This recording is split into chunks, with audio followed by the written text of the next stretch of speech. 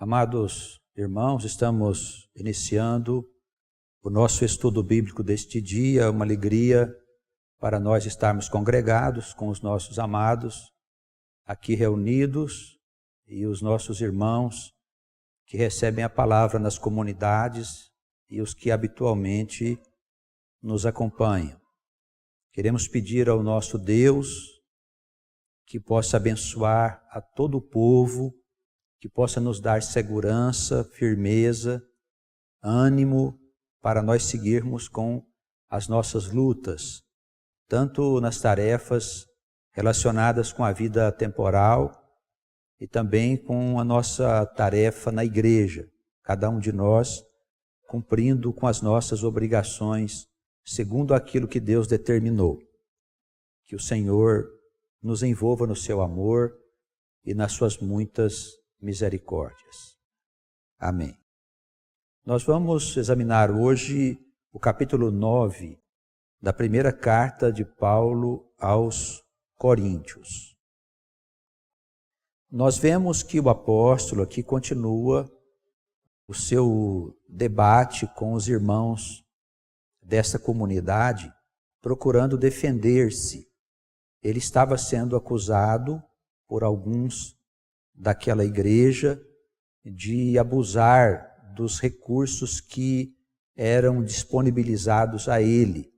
Haviam críticas ali de diversas maneiras sobre vários aspectos da vida do apóstolo. Alguns diziam que ele era um homem muito rude na maneira de se referir às pessoas. Enfim, acusações haviam de diversas ordens. E havia um partidarismo na igreja de Corinto. Um grupo defendia o apóstolo Paulo e tinham a certeza de que ele era o homem certo para orientar a comunidade. Outros eram partidários de Apolo, um pregador que passou a fazer parte desta igreja e que tinha origem em Alexandria.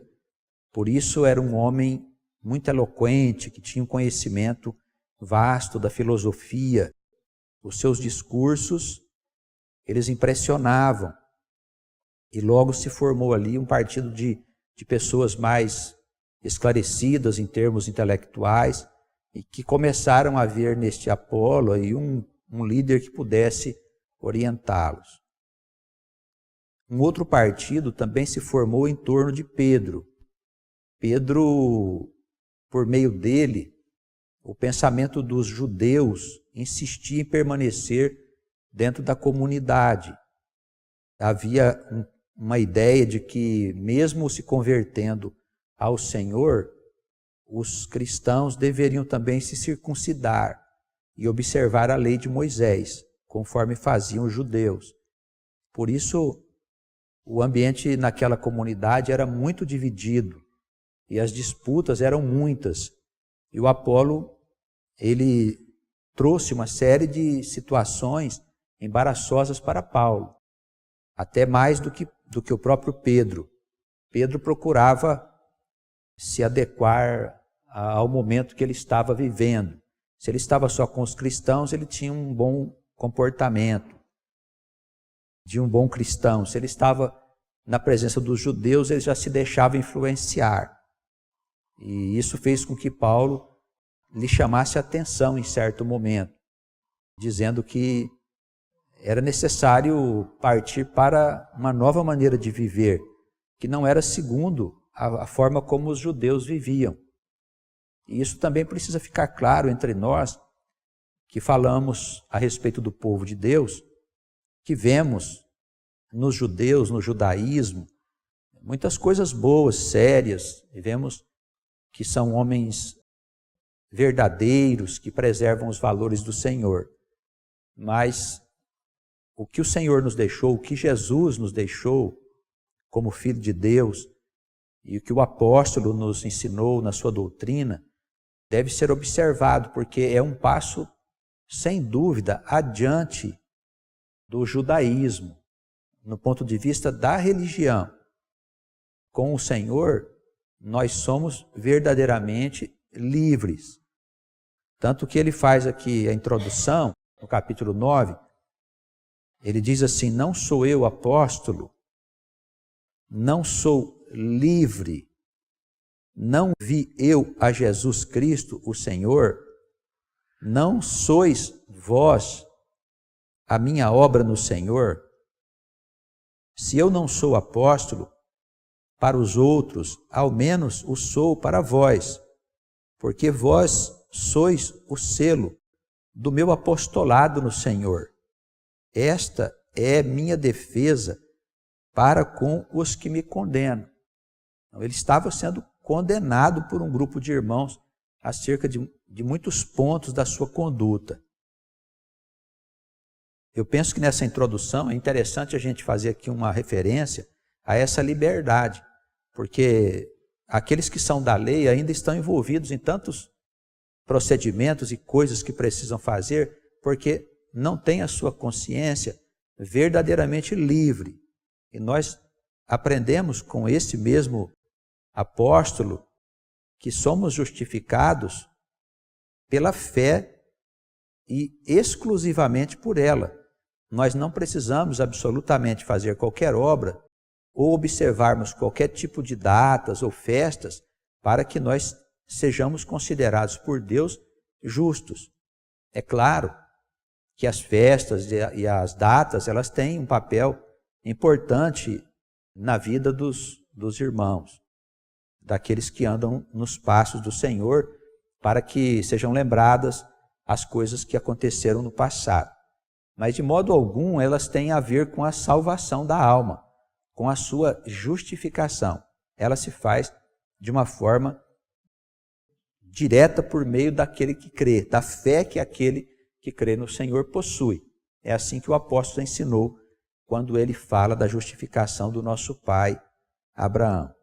Por isso, aquele que se justifica pela fé nesses caminhos do apóstolo Paulo é verdadeiramente livre de qualquer observância exterior ou de qualquer obra que tenha que fazer para justificar a sua fé. O homem que crê, ele é justificado porque crê e não porque há de fazer coisa alguma. Devemos entender também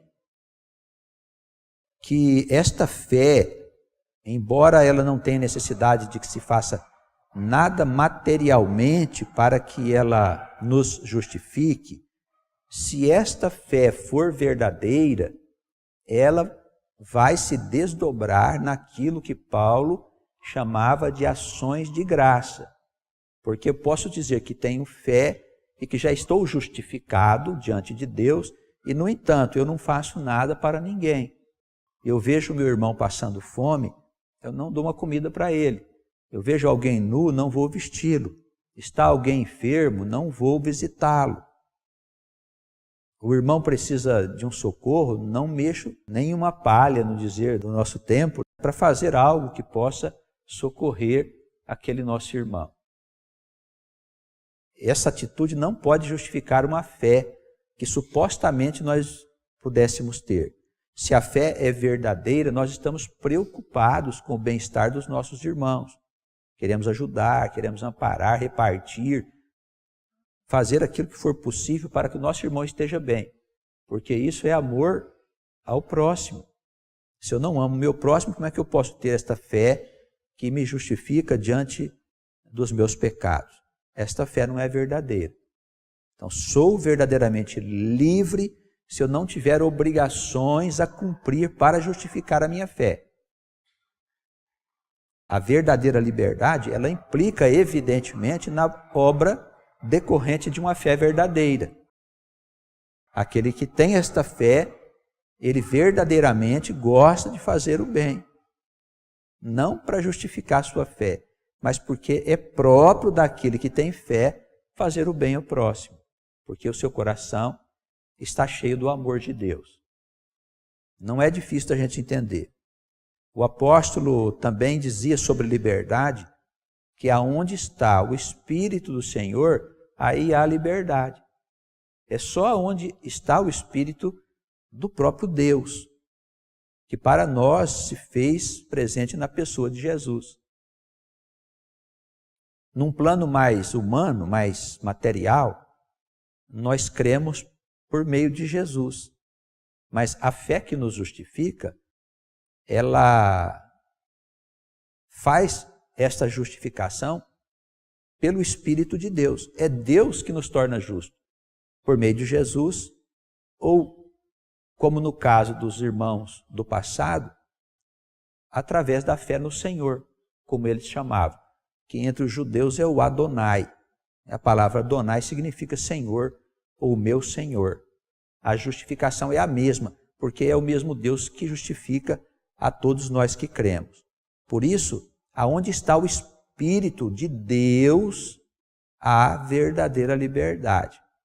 Aqueles que foram justificados antes da vinda de Jesus, eles foram justificados pelo mesmo Espírito. Por consequência, eles também eram livres de qualquer obra que viesse justificar a sua fé. Os irmãos estão compreendendo? É importante entender essas coisas para que a gente saiba que o apóstolo ele fazia uma abrangência num nível mais humano, mas também num nível mais elevado. E nós também vamos fazer dessa forma. Nós procuramos falar num sentido mais humano, mais terreno, aos irmãos que têm um coração mais simples, e falar com mais profundidade àqueles que já estão um pouco mais adiante na senda do progresso, no caminho da iluminação da sua própria alma. A partir do versículo 4, ele começa aqui a abordar um assunto que, até certo ponto, é um tanto polêmico, é sobre a maneira como aqueles que anunciam o Evangelho, eles possam ser ajudados na sua vida pessoal, na sua sobrevivência, pela comunidade. Porque havia algumas comunidades que ajudavam Paulo, ou ajudaram Paulo em alguns momentos que ele precisou. A gente fala isso em termos materiais.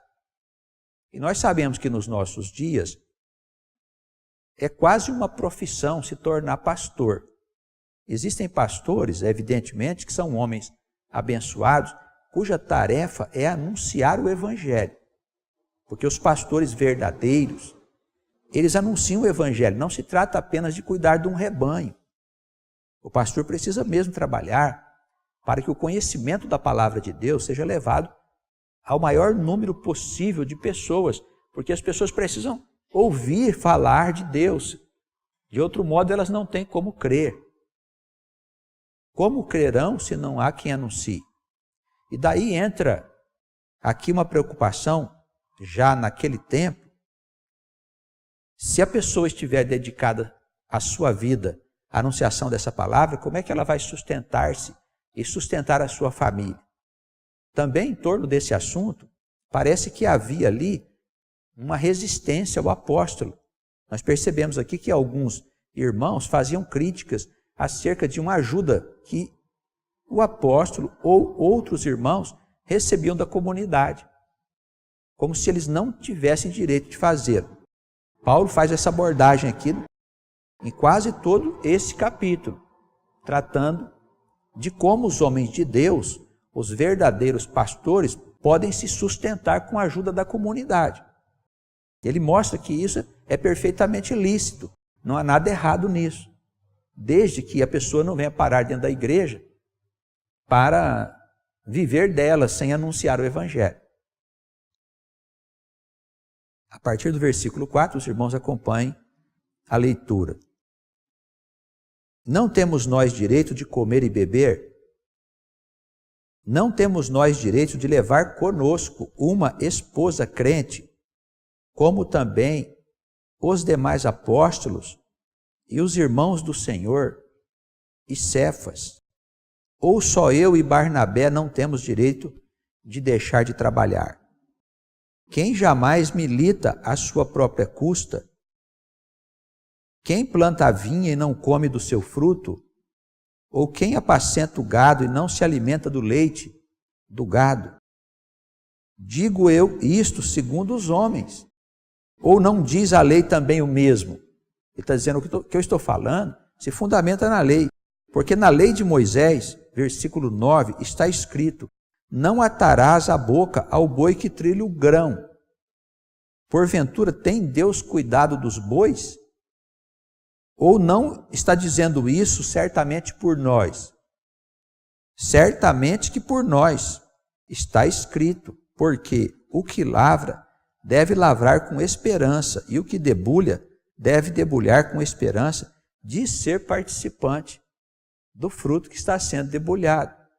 Evidentemente, ele diz, a sustentação dos homens que servem a Deus na igreja, pela comunidade, se fundamenta na própria lei de Deus. Ele cita aqui uma passagem de Moisés, que está no livro de Deuteronômio, no capítulo 25, versículo 4, onde a palavra diz que você não deve amarrar a boca do boi quando ele está plantando a semente, porque o boi tem direito de comer das sementes que ele está espalhando. Ele faz aqui uma comparação. É dado ao homem de Deus viver do evangelho, daquilo que ele está espalhando, ele se sustentar. Porque como é que iria viver a sua família? Como é que ele iria arrumar comida? Hoje, nos nossos dias, todas as coisas são compradas. E se o homem dedica sua vida a Deus, ele evidentemente precisa ser sustentado pela comunidade, pelos irmãos. Isso é perfeitamente lícito, está aqui dentro da própria Escritura.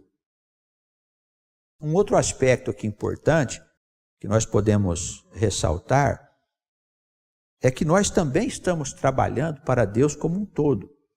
Não só os pastores e missionários e homens que estão anunciando diretamente a palavra, seja na rua, seja onde for, seja nas comunidades, mas todos nós também estamos anunciando essas boas novas, como servos e servas do Deus vivo.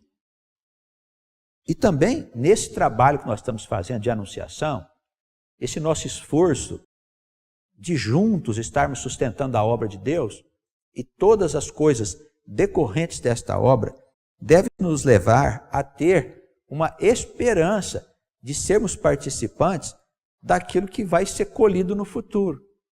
Nós estamos também plantando uma semente. Quando você está falando de Deus com uma pessoa que você conhece, quando você está convidando alguém para vir na comunidade, ouvir uma pregação, ouvir a palavra de Deus, um estudo bíblico, você está semeando uma semente naquele coração. E você deve fazê-lo não só porque o pastor disse para fazer, mas tendo a esperança de que você vai colher do fruto que você semear. Porque isso está escrito aqui, é o mesmo modelo de consequência. O que o apóstolo está falando em relação aos problemas que ele estava vivendo lá, também serve para nos instruir, no sentido de que nós vamos comer do que nós estamos plantando. Estamos plantando coisas espirituais. Ele diz, será que é errado que a gente colha dessas coisas a parte material? Nós estamos semeando para quê? Para colhermos na Nova Jerusalém, no mundo novo. E todos nós precisamos nos empenhar verdadeiramente para anunciar a palavra do nosso Deus. Irmãos, não basta colocar lá no Facebook uma palavrinha, uma coisinha lá, achar que você já está anunciando a palavra. Isso não é verdade. Nós temos que ter um contato direto com a pessoa a quem nós desejamos salvar. É um contato direto. Há momentos importantes. Você pode fazer uma visita a um amigo seu, um conhecido. Olha, eu vou te visitar, gostaria de tomar um chá com você, conversar um pouco. Você faz uma abordagem.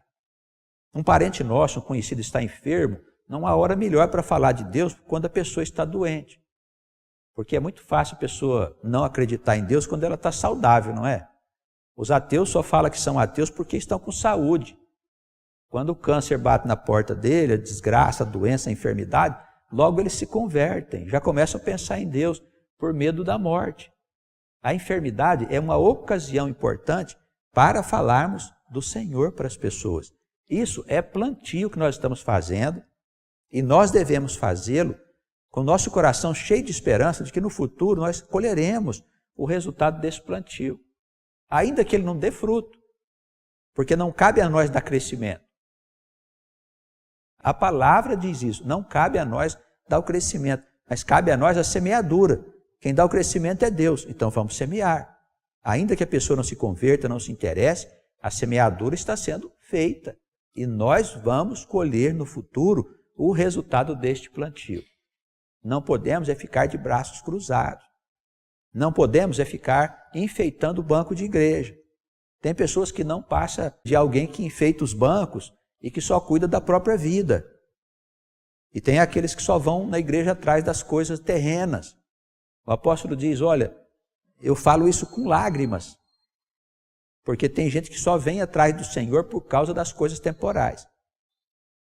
Infelizmente, a igreja cristã está cheia de crentes que só tratam das coisas terrenas, não tratam das coisas eternas, não estão preocupados com o reino celestial, em aprender coisas novas, em aprender coisas que possam trazer novidade para a sua alma.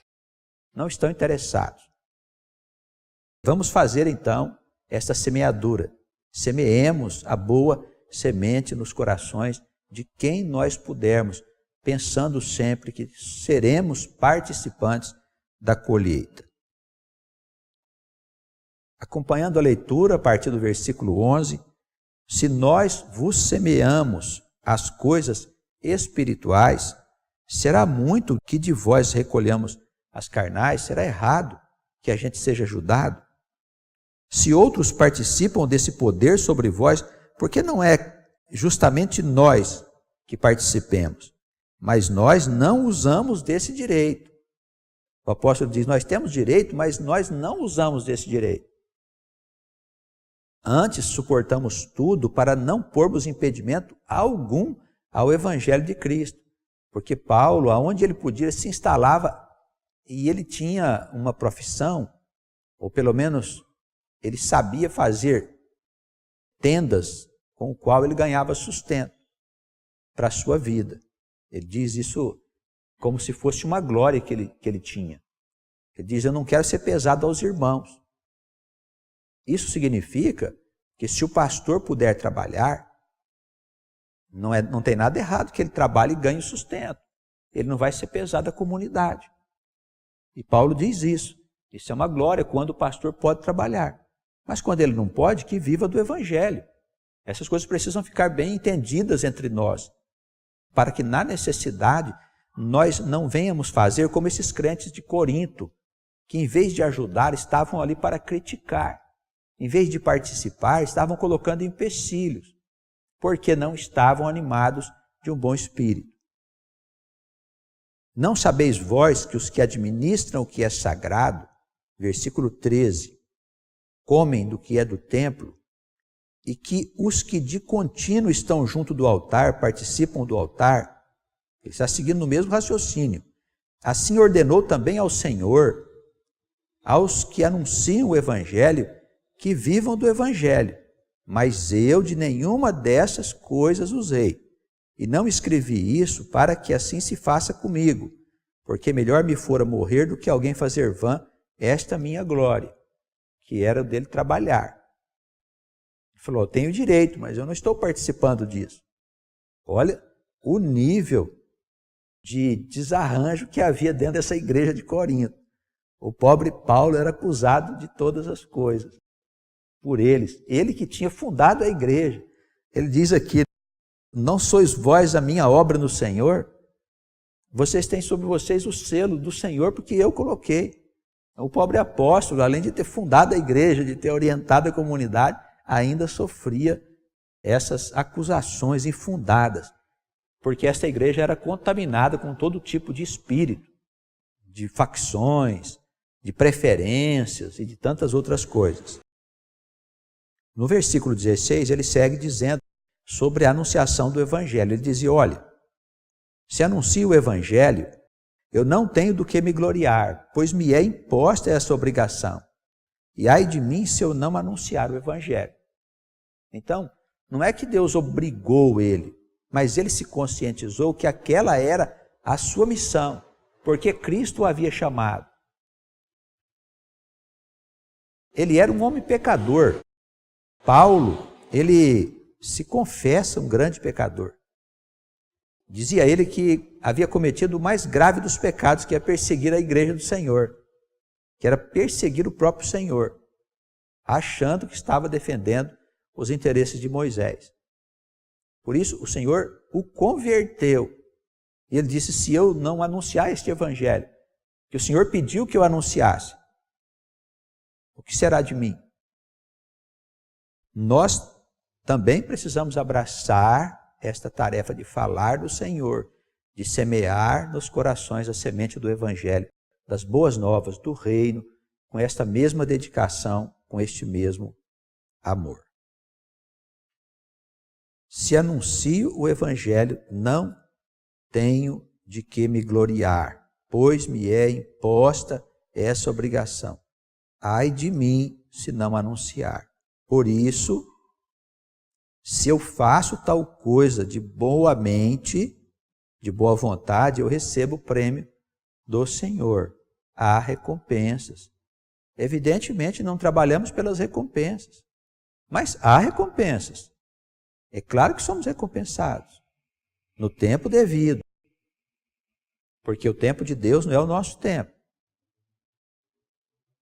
Pode acontecer de nós pensarmos que Deus está esquecido de nós. Desejamos alguma coisa e aquilo não vem, aquela coisa não acontece. Será que Deus não está satisfeito, contente com o meu trabalho? Espera no Senhor, no tempo devido o Senhor dará aquilo que você está pedindo a Ele, porque o Senhor é fiel. Nós é que somos infiéis, mas o Senhor é bom. Se faço de coração, terei prêmio, mas se de má vontade, e tem gente que faz isso só de má vontade, apenas uma pequena recompensa me será dada. Uma pequena dispensação, versículo 17. Logo, que prêmio tem? Que evangelizando, proponha de graça o evangelho de Cristo, para não abusar do meu poder no evangelho. Então, ele reconhece que o Espírito do Senhor estava sobre ele. O poder de Deus estava sobre ele para fazer coisas maravilhosas. Mas ele coloca a divulgação, a anunciação dessa palavra dentro de um ponto de vista aonde não envolvia qualquer recompensa de ordem material.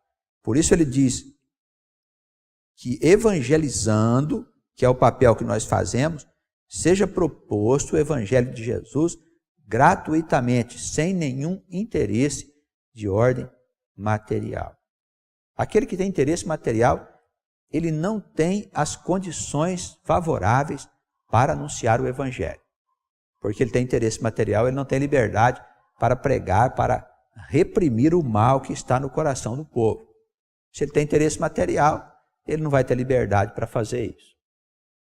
Temos que anunciar este evangelho sem qualquer interesse, com todas as suas consequências e desdobramentos. Porque são graves. Anunciar o evangelho é gravíssimo. Não podemos, por causa dos homens, ou por causa de nenhum interesse de natureza material, anunciar o evangelho de uma forma distorcida ou superficial, sem o alcance necessário. Sendo livre, versículo 19, para com todos. Porque sendo livre para com todos, versículo 19, fiz-me servo de todos para ganhar ainda mais. Ganhar o quê? Para ganhar almas. Não é ganhar nada relacionado com dinheiro. Nós temos que ter cuidado aqui com as palavras, porque muitos distorcem a palavra escrita nos textos sagrados por causa de interesses materiais. Paulo não está se referindo a isso. Tanto que nos versículos seguintes ele diz o que é ganhar mais. Fiz-me como judeu para os judeus, para ganhar os judeus. Fiz-me para os que estão sem lei, como se eu estivesse sem ela, não estando sem lei para com Deus, mas embaixo da lei de Cristo, para ganhar os que estão sem lei. Fiz-me como fraco para os fracos, para ganhar os fracos. Fiz-me tudo para todos, para por todos os meios chegar a salvar alguns. Irmãos, o que ele está dizendo a nós em relação a esse ministério? A evangelização, a anunciação de boas novas. Ele diz, olha, nós vamos lidar com pessoas, com almas que estão vivendo experiências nos mais diversos campos da vida.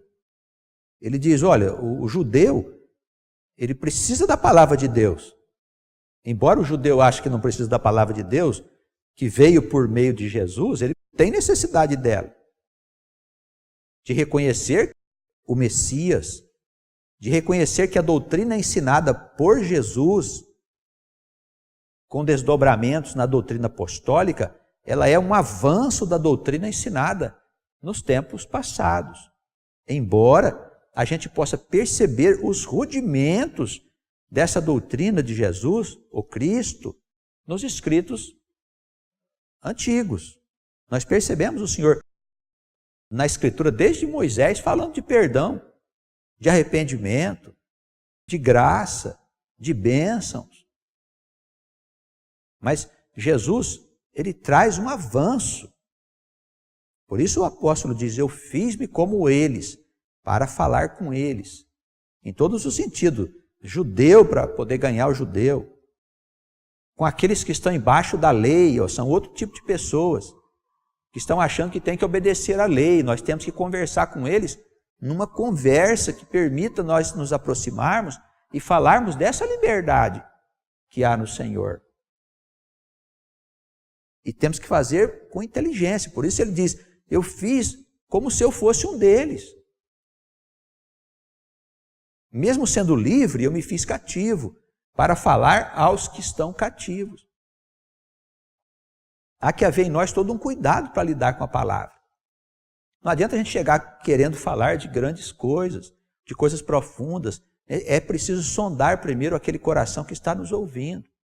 Começamos a conversar algo ali, informalmente, para perceber como a natureza da alma se apresenta a nós. E como falar? Percebemos resistência na alma, recuamos e procuramos um outro caminho. É comum você falar sobre Deus, sobre a Escritura, sobre essa grande liberdade que nós recebemos e acontecer atitudes de resistência por parte de quem está ouvindo. Então nós precisamos recuar e contornar aquele obstáculo. Isso faz parte do trabalho de quem evangeliza, de quem anuncia boas novas. Daí o apóstolo, ele nos instrui com tanta procedência acerca de como lidar com o público-alvo, com aqueles a quem nós vamos nos dirigir. É claro que evangelizar não significa ficar falando da palavra de Deus só dentro da igreja. Se ele está dizendo aqui que se fez judeu, que se fez fraco, que se fez como se fosse alguém que estivesse sob o domínio da lei, é porque Paulo estava anunciando esse evangelho lá fora. Este evangelho precisa ser levado às pessoas que dele precisam. Eu faço isso por causa do evangelho. O que quer dizer evangelho? É boa nova. E a boa nova é o quê? A anunciação do reino. O reino de Deus está perto, as pessoas precisam se converter ao Senhor. Se converter ao Senhor Deus, ao Deus de Israel, seja por meio de Jesus, seja por meio de Adonai, não importa. As pessoas precisam se converter ao Senhor para que elas participem do reino, para que elas não sejam apartadas na época do juízo. Se o reino está perto, o fim do mundo também, irmãos. A nossa vigilância e cuidado precisam ser dobrados. Fiz isso por causa do Evangelho, da Boa Nova, por causa do reino, para ser participante dele.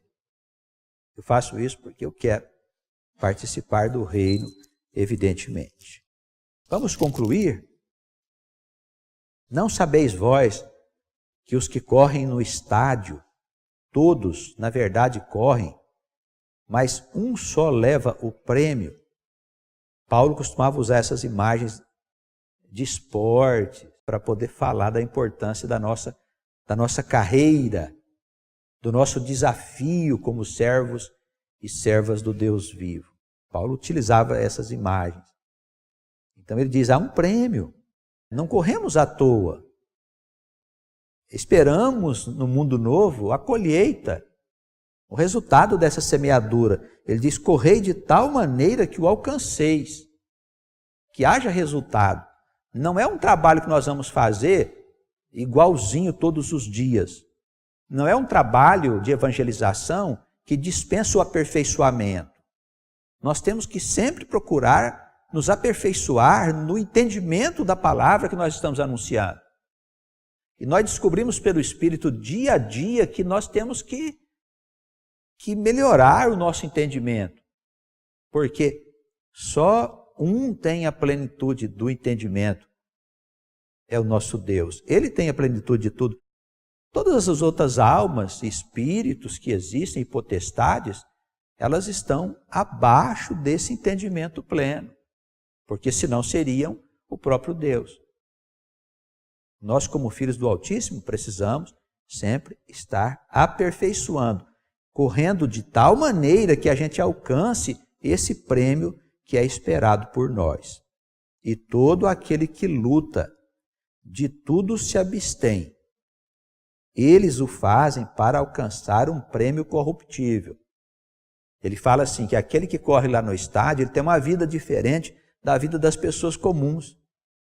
Não é? Ele não se alimenta como as pessoas comuns, ele se alimenta diferente, ele tem horário para dormir, ele tem treinamentos. Nós não temos nada disso. Ele diz, olha, e eles correm para um prêmio que é corruptível, para ganhar um prêmio que as traças corroem. Mas nós não. Nós, porém, corremos para ganharmos uma coroa incorruptível. Um prêmio que permanecerá para sempre. É o que está escrito no versículo 25. Confere comigo aí. Ó. Todo aquele que luta, de tudo se abstém. E eles o fazem para alcançar uma coroa corruptível. Mas nós, no entanto, porém, uma coroa incorruptível que permanecerá para sempre. É uma palavra abençoada. É maravilhosa a instrução deste apóstolo. Pois eu assim corro, disse ele, não como coisa incerta, sem saber o que eu estou fazendo. Assim combato, não como se eu estivesse dando socos, sopapos no ar. Antes eu subjugo o meu corpo e o reduzo à servidão. Olha só, ele diz, é necessário que haja um esforço não só na expansão do intelecto, na melhoria do conhecimento, do entendimento das coisas, mas também eu preciso ser um exemplo de vida para as pessoas a quem eu me dirijo. E ele diz, não é fácil, é preciso submeter a nossa vida corporal à servidão. O que é isso? Eu tenho que ter domínio sobre mim, sobre os meus desejos, sobre a minha carne. Porque senão o que vai acontecer? Eu vou pregar uma coisa e vou fazer outra. Olha o que ele diz no finalzinho. Antes, subjugo o meu corpo e o reduzo à servidão, para que pregando aos outros, eu mesmo não venha de alguma maneira a ficar reprovado nas coisas que eu estou ensinando. Então nós não podemos ensinar para a pessoa, você não pode adulterar, e você vai adulterar. Você não pode mentir, você daí a pouco é pego em mentira. A nossa palavra precisa ser sim. E não. Irmãos, para a gente não se perder, eu penso que, embora os judeus considerem que a lei são 613 mandamentos, eu tenho dito que para nós, os 10 mandamentos são importantes para nós sabermos quais são os mandamentos que se referem aos nossos compromissos com Deus e com o nosso próximo. Por isso Jesus, ele disse, o amor a Deus e ao próximo estabelece o cumprimento da lei dos profetas. Nós temos que nos ater a esses mandamentos.